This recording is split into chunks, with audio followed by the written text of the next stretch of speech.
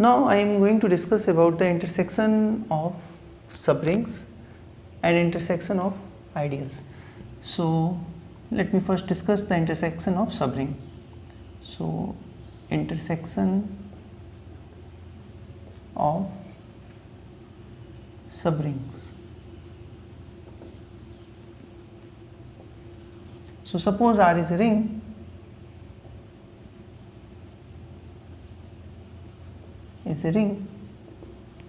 and A is equal to U contained in R such that U is, so let me take some alpha here, U alpha is subring, and this alpha belongs to some indexing set. Let me take indexing set to be I. So suppose this is some indexing set. Now also suppose this family is non-empty. So this is a family of subrings. So whatever the indexing set will be here, depending upon that, the elements of this family will be decided. So suppose it is a non-empty family of subrings of R. Now take U to be the intersection of U alpha such that alpha belongs to I. So my claim is that U is subring of R. U is also subring of R. So one thing is clear that 0, because U alpha are subrings of R, so 0 belongs to U alpha for all alpha, and this implies 0 belongs to U. So this set is non-empty. This set, as I said, this U is non-empty. Now again, if I take AB in U, this implies AB belongs to U alpha because it is in the intersection for all alpha, and this implies A minus B belongs to U alpha for all alpha. Why? Because U alpha is a subring. So their difference will be in U alpha, and this implies A minus B belongs to U. So if AB belongs to U, then A minus B also belongs to U. Now again take AB in U, and this implies AB belongs to U alpha for all alpha in I, because now U alpha is subring, so A into B also belongs to U alpha for all alpha. So this implies A into B belongs to U because U is the intersection of U alpha. So this proves our claim. So claim proved. This claim proved. So what does it mean is that the intersection of family of subring is again a subring. So intersection of family of subring is again a subring. So let me write it here. Intersection of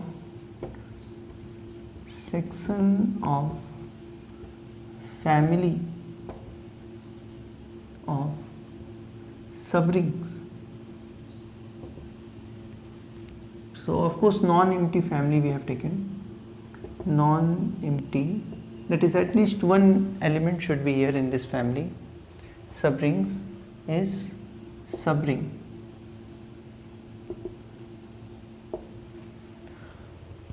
And this thing can also be written as arbitrary intersection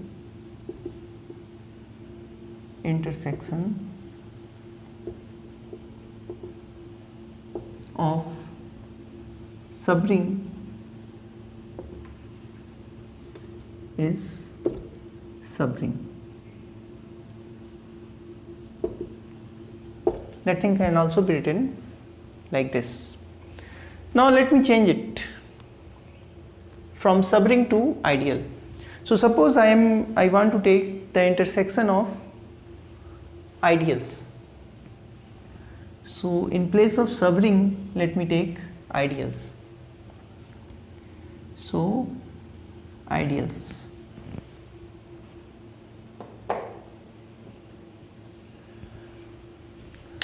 So where there will be change?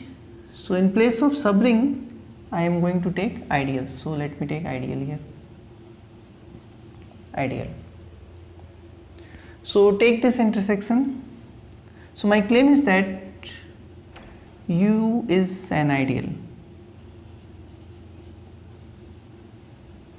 Ideal of R.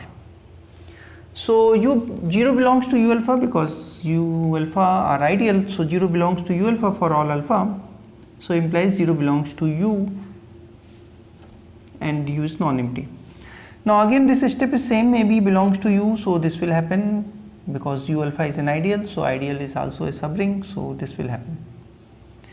Now in place of this, I have to take one element from U and one element from the ring R. So take A in U and R in R. Then A belongs to U alpha for all alpha and R is in R. So this step is changed. So because U alpha is an ideal, so AR belongs to U alpha and RA belongs to U alpha for all alpha. Why? Because U alpha is an ideal. So this implies AR belongs to U and RA belongs to U, and this implies U is an ideal, because for being ideal we must have this is in U and this is in U. So this proves the claim. So this claim proved. So it means intersection of family of ideals, intersection of non-empty family of ideals is again an ideal. So we can write this result here also, that intersection of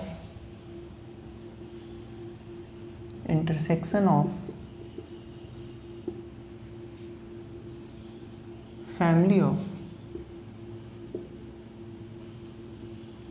of course non-empty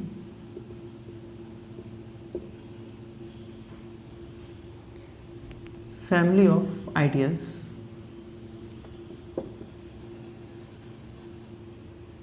is ideal,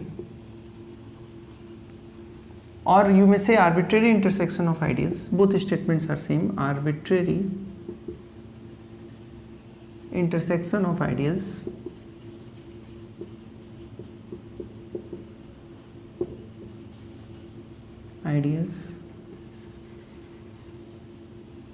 is ideal. So both statements are same.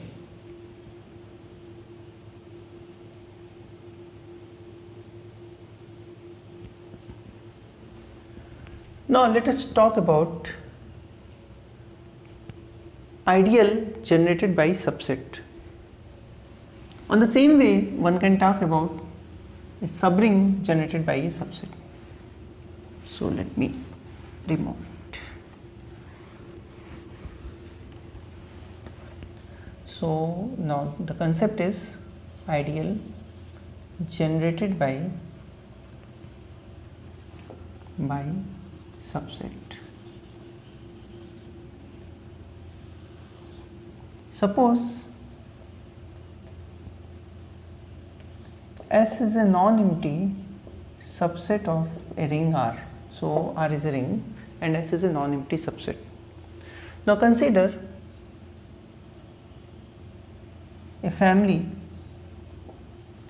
of ideals. So this is I contained in R such that I is an ideal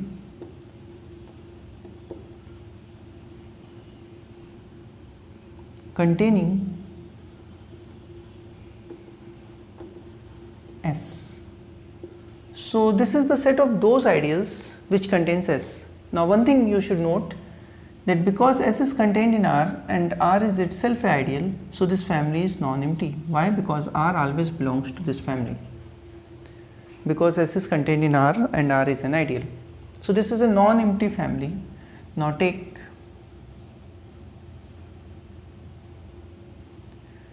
U to be the intersection of I such that I belongs to A.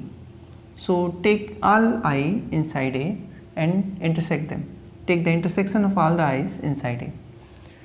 So just now we have seen that, so clearly U is an ideal.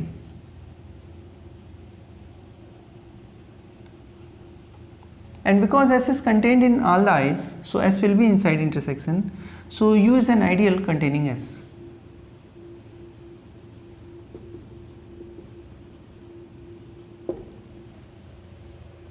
But note one thing also, that this is the smallest ideal containing S because it is the intersection of all the ideals which contains S. So this ideal will be contained in all the ideals which contains S. So in fact U is a smallest ideal containing S. We denote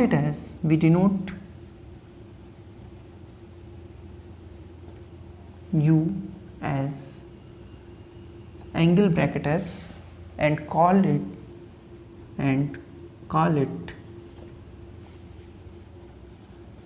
ideal generated by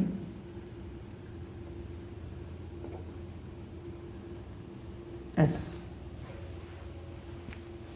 We call it ideal generated by S. So this is the ideal generated by S. Same thing we can do with a subring. So we can take a set S and we can take a family of subrings which contains S, and now take the intersection of all the subrings which contains S.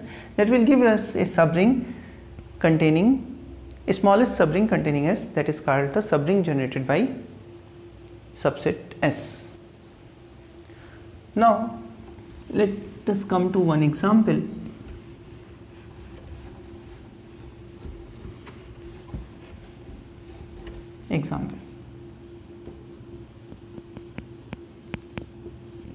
Suppose R is a ring with identity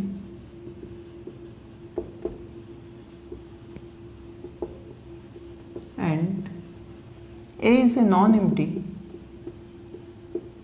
subset of R. Now define two sets, three sets. Define AR to be the set of elements of the form AI Ri. I is varying from 1 to n. AI belongs to A, Ri belongs to R, and n is some natural number you can take like this. Similarly, define another set Ra to be some i's varying from 1 to n. Now this time I will take Ri Ai, just change the order, and this Ai belongs to A, Ri belongs to R, and n belongs to n. Now let us take one another set RAR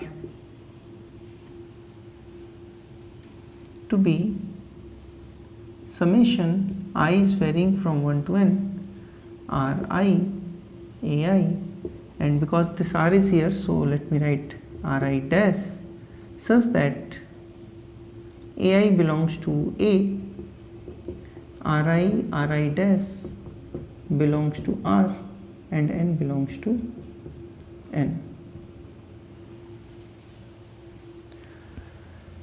Now,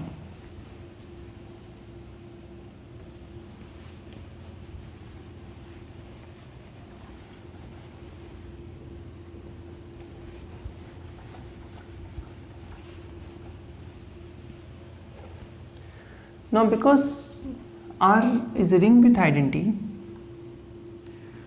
so if I take one element A in A, then A can always be written as A into 1. So A into 1 is of this form. So this always belongs to AR. Similarly, if we take A in A, this implies A can be written as 1 into A. So this also belongs to this set.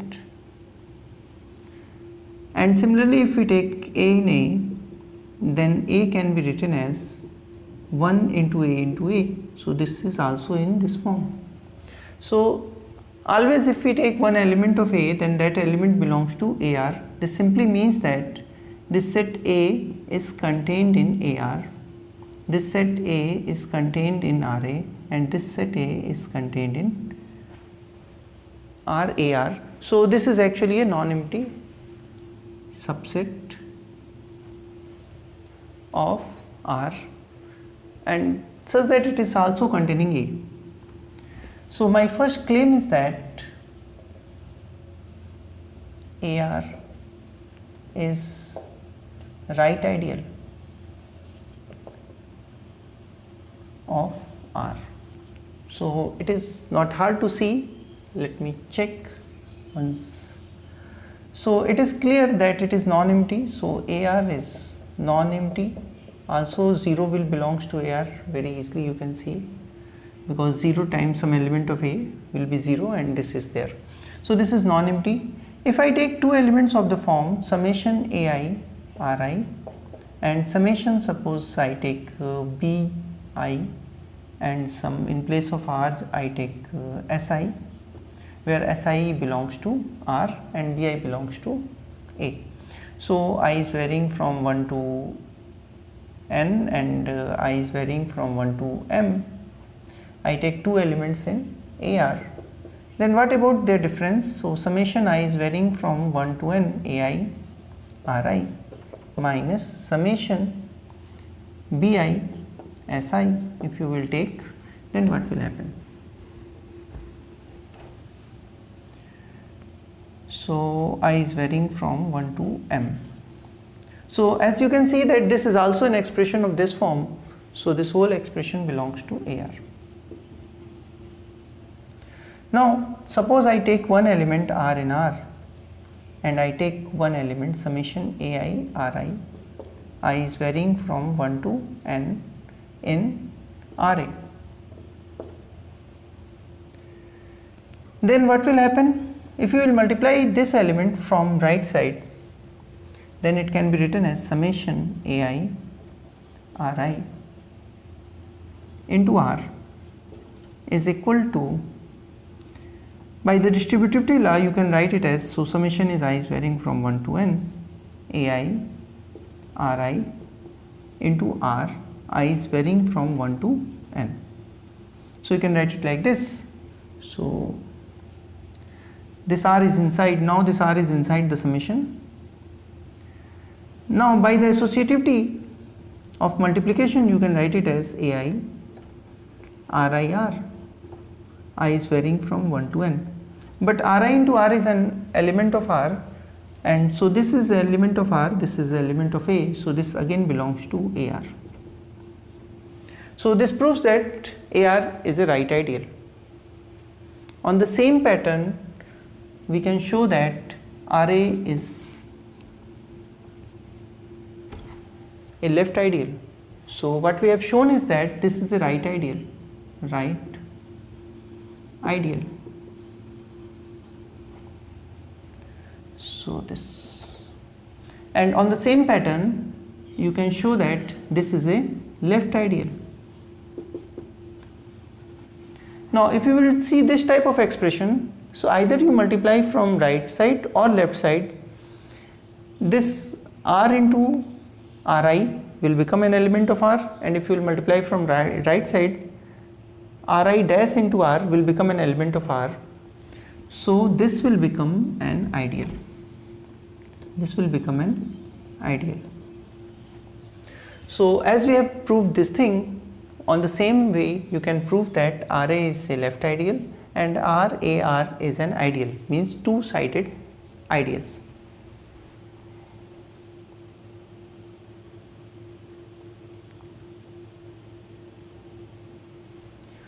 Now note one thing, that if R is also commutative, R is commutative,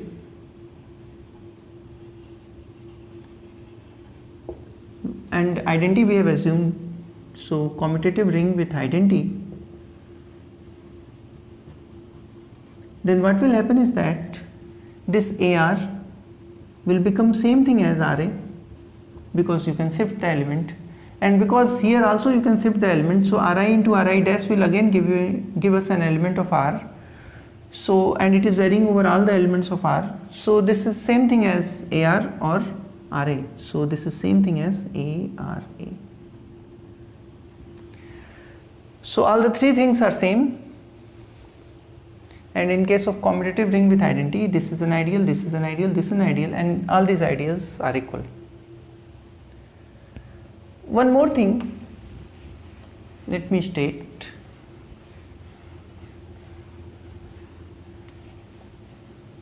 Even if it is not a commutative ring with identity, even if it is not a commutative ring with identity, so means in this setting, suppose I is an ideal containing A. Suppose I is an ideal which contains A. So if I is an ideal which contains A, so take two elements R dash in R and A in A. Then what will happen is that this implies A belongs to I also, because A is contained inside I. This also implies that R dash belongs to I, because I is an ideal, two-sided ideal. So this also implies that this type of elements belongs to I, and RAR is the sum of this type of element, because I is an ideal.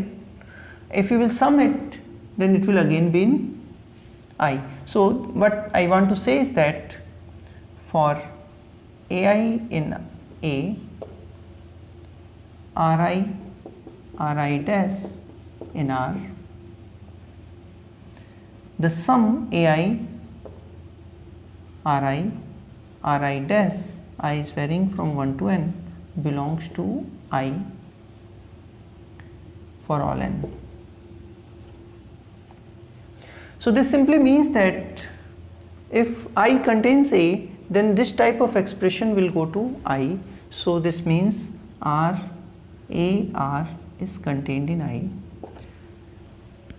So it means RAR is the smallest ideal containing I, because whenever an ideal contains A, this RAR will be contained inside that I. So it means it is the smallest ideal. So this implies RAR is the smallest ideal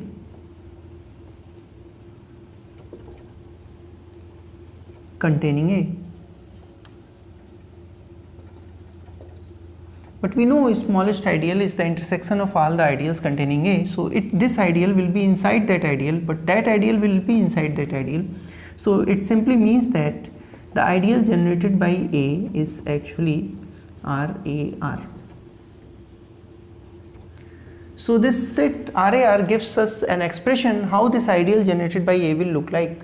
So ideal generated by A will look like this in a ring with identity. So in a ring with identity, this ideal will look like this. But if the ring is also commutative, then it may have simpler form like this or this also.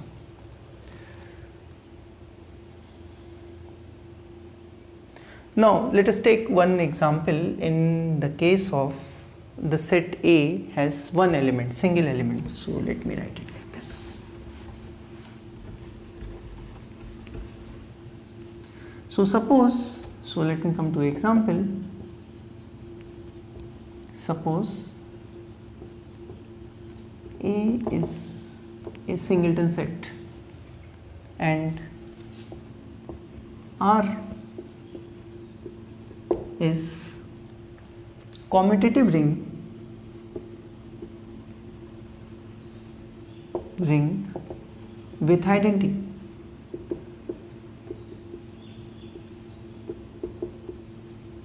Then the ideal generated by A, which because it has only one element, so we simply write it as ideal generated by X, is equal to, either you write RA or AR, because all the things are same in case of commutative ring. So let me write it as RA, suppose. So what is RA? And now because each time you have to take one element from A and all these elements are same X, so you can take it outside. So let me write it again.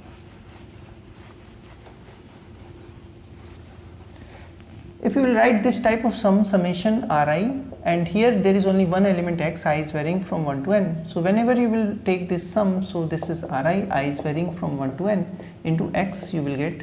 So this sum is actually an element of R. So all the elements of this form will look like Rx. So this simply can be written as Rx such that R belongs to R.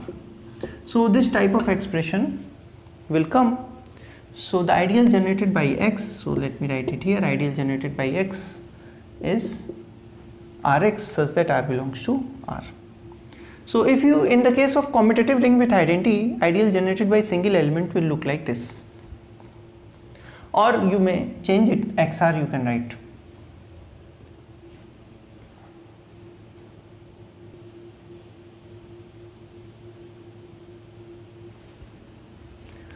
Now let me define principal ideal.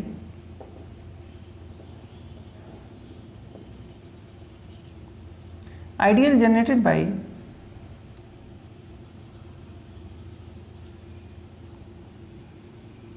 single element is called principal ideal.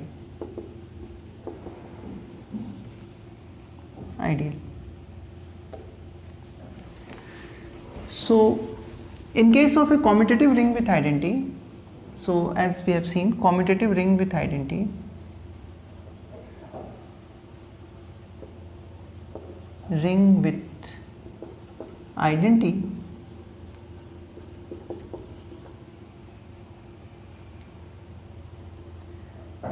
ideals of this form Rx such that R is in R, which is Rx. So in commutative ring with identity, let me write in here, in commutative ring with identity, these are principal ideals.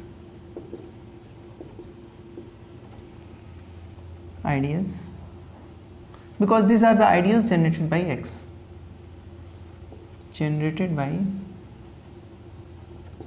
By X.